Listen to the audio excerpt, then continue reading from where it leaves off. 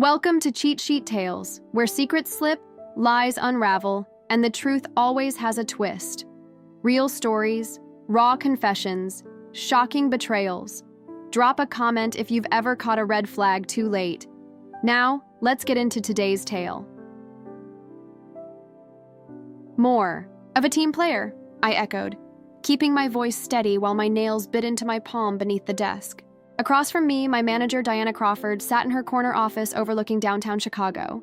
Mid-50s, blazer too tight, smile too polished. She leaned back, her tone syrupy. Camille, you're brilliant. But Lena Parker? She's got charm. People, like being around her, she's just easier. Easier, not more capable, not more accomplished, just easier. I was 41 now. I joined Westlake Strategies at 35, leaving behind a teaching job and plunging into corporate life with everything I had. 6 years of midnight reports, last-minute presentations, and salvaging client accounts no one else could touch. I doubled our Midwest portfolio, redesigned a training system, and saved the company nearly $2 million, zero in operational waste. But Lena Parker, with her lunch selfies and carefully curated girl boss quotes, was getting the promotion. I watched Helen pretend to shuffle papers, waited for me to thank her. To be gracious, instead, I slid a crisp white envelope onto her desk.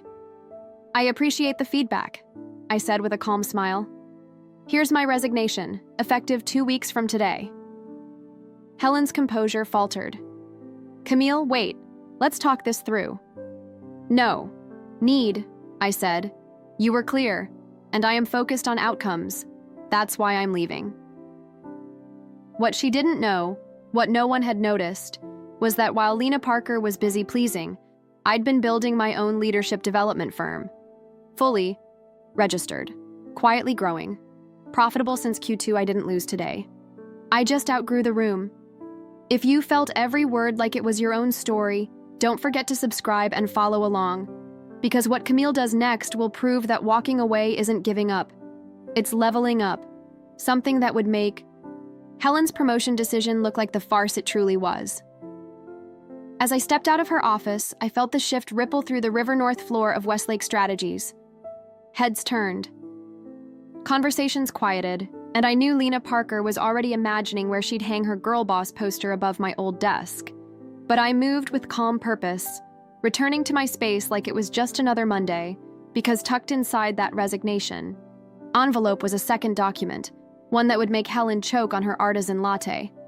The following 2 weeks were theater. Lena Parker swanned through the bullpen with a latte in hand and a spotlight in her mind. On the fourth day, she leaned over, my cubicle wall lips curled in a smug half-smile. Cam, I hope you're not too disappointed. I know you really wanted that spot. I met her gaze briefly while quietly backing up 3 years' worth of metrics, training manuals, and workflow optimizations. Not to take, but to document every dollar saved, every system I designed, every outcome attributed to my team. No hard feelings at all, Lena Parker, I said, smiling coolly. You'll shine. She left satisfied, but she didn't know what those results were built on. 3 years ago, in frustration, I'd started developing my own adaptive team performance software, not on company time, not with their tools, and last week the patent was approved. That second page of my resignation detailed its impact, millions in revenue and retention tied directly to my IP. 1 week later, I got an email from Ethan Graves, CEO of Architect Solutions, our top competitor. Over coffee, he offered me more than a role. He offered equity, autonomy, a future. He slid a contract across the table. We've been waiting for someone like you, Jared said, his tone steady, sincere. Someone who understands that outcomes, not optics, build legacies. As I signed the partnership agreement, something shifted inside me. This was what real recognition felt like. Not applause for appearances, but respect for substance. On my final day at Westlake Strategies, just as I returned my access badge, Helen called me into her glass-walled office one last time. The polished calm she always wore had cracked. Her voice trembled. Camille, we need to discuss the report you attached to your resignation. She held up the printed document with stiff fingers. "Why didn't you ever tell us about this platform you built?" I sat down across from her, slowly straightening the hem of my navy blazer. "I did," I replied. 3 separate proposals over the last 2 years. You dismissed each one, said your priority was improving interpersonal chemistry across departments. Her eyes scanned the pages, color draining from her face as she absorbed the data. Operational savings, automated workflows, predictive project forecasting. "And this is patented?" she asked, her voice barely above a whisper. I nodded. "Filed last fall, fully approved, and I've accepted an equity partnership at RK Tech Solutions. They're already preparing to scale it firm-wide." Helen exhaled sharply. "Architect?" "Camille, no, you can't. That's our primary competitor in the Midwest. What about loyalty?" I tilted my head slightly. "Loyalty? You mean when you rewarded Lena Parker's charm over my contributions? Or when you sidelined my proposals because I didn't host enough happy hours?" She opened her mouth, but I didn't wait. "If you'd valued output instead of office politics, we wouldn't be here. We'll match their offer. Senior Vice President. Just stay." It was never about the title. It was about being valued. As I left, I heard the frantic dialing behind me. But the damage was already done. If you believe respect should be earned, not begged for, and you're ready to see what Camille builds next, make sure to subscribe so you don't miss the chapter where she goes from underestimated to unstoppable. The patent was mine. The ink on the partnership agreement, dry. And as for Lena Parker, well, she was about to learn the hard way that charisma can open doors, but only substance keeps them from slamming shut. That evening, as I packed up the last of my things, I spotted a sticky note left on my monitor. "Sad to see you go. Stay in touch. Touch Lena Parker." I smirked, crumpled it, and tossed it into the bin. She'd hear my name again soon enough. In fact, the whole industry would. My first day at Architect, Solutions felt like I'd stepped into a different universe. Gone were the beige walls and passive-aggressive Slack threads. My new office overlooked Lake Michigan, floor-to-ceiling windows, sleek design, and a nameplate on the door that read, "Maya Collins Partner, Strategy and Systems Innovation Stockier." The real shift wasn't the title, it was the respect. Jared Lewis, the CEO, held a full all-hands meeting to welcome me. But it wasn't a typical onboarding speech. He told my story. He spoke about the platform I developed, its measurable impact, and how it had already changed how firms operate. "Camille isn't here to fill a role," Jared said. "She's here to lead a new frontier. Her work has saved millions. It's brilliant. It's proven, and it's just the beginning. At Westlake, I was a ghost behind the curtain. At Architect, I was the architect, in the spotlight. And then, 3 months later, came the moment that sealed it. Mid-strategy workshop, my phone buzzed. A message from Omar Bennett, one of the few sharp minds left at Westlake. Check the why. News. Something big just dropped. I slipped into my office and pulled up the headline, "Westlake Strategies loses 30% of clients after Q2 systems breakdown." The article was brutal, missed deadlines. Ballooning budgets, 3 flagship clients, gone. The report described Westlake's internal systems as fractured, outdated, and alarmingly dependent on undocumented processes. But one quote hit home, from a former client of mine. "Service has collapsed," said Victor Lang, CEO of Terra Nova Solutions. "We once trusted Westlake with enterprise-level integrations. Now they can't even deliver on basic timelines. It's like the backbone of their operations disappeared." I smiled. Ted, I was that backbone. The system they'd undervalued, dismissed, and handed off to someone with zero understanding of how to sustain it. A second buzz. This time from Tarek. Lena Parker's having a full-blown meltdown in the break room. I leaned back, sunlight reflecting off the lake and spilling into my office. I didn't need revenge. I had results. If you've ever been dismissed, sidelined, or passed over for someone louder but far less capable, subscribe to the channel, because Camille's rise is just getting started, and what comes next will shift the whole industry. Lena. Parker had spent years mimicking competence, repeating buzzwords, smiling her way into rooms she didn't deserve to be in. But now, she was exposed. And Helen, who gambled on appearance over ability, was watching her decision unravel in real time. Meanwhile, I had bigger moves in motion. At Architect, my system wasn't just running, it was revolutionizing. Project timelines were cut by 52%. Client satisfaction scores hit an all-time high. Operational KPIs, off the charts. Jared had already approved full-scale rollout across divisions, and 3 Fortune 100 companies were in negotiation to license my platform. They underestimated me. Now they're trying to catch up. One crisp Thursday morning, 6 months after, I left Westlake Strategies. I walked into my architect office to find Ethan Graves standing by my desk, holding a folded copy of the Chicago Business Ledger. "Have you seen this?" he asked, raising the paper. The front page headline read, "Westlake Strategies announces emergency restructure amid mass departures and system collapse." I took the paper and nodded. "I saw. Looks like they're dismantling everything.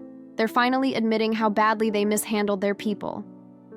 Jared said, "They tried to rebuild your platform in-house, but they didn't understand the foundation." I said, already knowing. "They thought it was just code, but it was the logic behind the code that made it scalable." Jared gave me a slow, knowing smile, the kind that only comes from watching the long game unfold. "Which is why the board voted unanimously to promote you," he said. "Starting next week, you'll be our Executive Vice President of Strategic Innovation. You've not just improved our systems, you've changed our direction." A quiet warmth rose in my chest. This was what recognition should feel like. Not applause for being agreeable, but respect for building something real. Later that afternoon, as Chicago's skyline glowed gold in the sunset, an unexpected email landed in my inbox. From Diana Crawford. Subject, apology. "I assume you've heard what's happening at Westlake. I want you to know I was wrong. Dismissing your work was the worst mistake of my career. The board knows now. They know what you built and what we lost. I resigned last week. Lena Parker stepped down. A month ago. Turns out deliverables don't respond to charm." I stared at the screen, unread emotion flickering across my face. Validation had arrived. Not that I needed it, but it was poetic all the same. The email from Helen continued. "I know it's too late to change what happened, but I wanted you to know you were right. Results do matter. I just wish I'd seen that sooner. Best, Helen." I read it twice. There was a time when a message like that might have broken something loose inside me, when even late recognition might have been enough to patch old wounds. But that time was gone. Now, in my corner office at Architect Solutions, sunlight glinted. Off the glass frame surrounding my patent certificate. Behind me, a polished plaque from our highest performing quarter to date. On the shelf, a fresh copy of Forbes, open to a feature naming me one of the top 10 women redefining tech innovation. Helen's message was no longer a reckoning. It was a footnote. I clicked reply and typed, "Thank you for your message. You're right. Results do matter. I wish you well in what comes next." I hit send, then looked around my office. Every inch of it, every ounce of respect in this space had been earned, not gifted, not bartered for. Built the next morning, I called a full team meeting. The room filled quickly. Engineers, analysts, designers, not one person was there to show face. They were here because they cared. Once we settled, I stood before. "We dig into our next major rollout," I said. "I want to share a quick story. Not about strategy or code, but about value, about recognizing it in others, and about never letting anyone else define your worth." Heads nodded, eyes sharpened. Now we were building something bigger. Together, as I spoke, I saw heads begin to nod. Eyes sharpened, people leaned in, not just to my words, but to the weight behind them. They understood, they saw that this company, our company, wasn't running on image or ego. It was running on integrity, on courage, on the belief that quiet strength, when aligned with purpose, builds movements. That evening, driving home past Westlake Strategies, I slowed at the light, their once proud logo, etched into the side of the building, looked weathered now. Dimmed by time and consequence, a "for lease" sign blinked weakly in the 4th floor window, downsizing again. But I didn't feel smug. I felt grateful. Grateful they didn't see me. Grateful they dismissed what I created. grateful. Because in pushing me out, they set me free to build something better. Because sometimes the greatest gifts come dressed as rejection. Sometimes being too focused on results is the very quality that makes you unstoppable. And sometimes the best way to respond to being underestimated is to build something so impactful, they can't look away. My phone buzzed. A message from Nico Reyes lit up the screen. Westlake's board is asking about you. They're wondering if you'd consider coming back as CEO. I stared at the screen, then typed back, slowly. Appreciate it, Omar Bennett. But I'm exactly where I need to be, because real success isn't about going back to prove anyone wrong, it's about proving yourself right. It's about standing firm in your own value. Especially when no one else does, it's about refusing to shrink for someone else's comfort and choosing to rise for your own purpose. And that's where the story really begins. As I pulled into the garage of my Lincoln Park townhome, I found myself thinking about all the other Camillas out there. Quiet professionals doing exceptional work constantly passed over because they don't shout the loudest or play the political game. Maybe the story, the one I lived, will reach one of them. Maybe it will be the sign they need to stop waiting for approval and start building without it. Because sometimes rejection isn't a dead end, it's a redirection. You take the dismissal, you take the silence, and you turn it into momentum, into systems.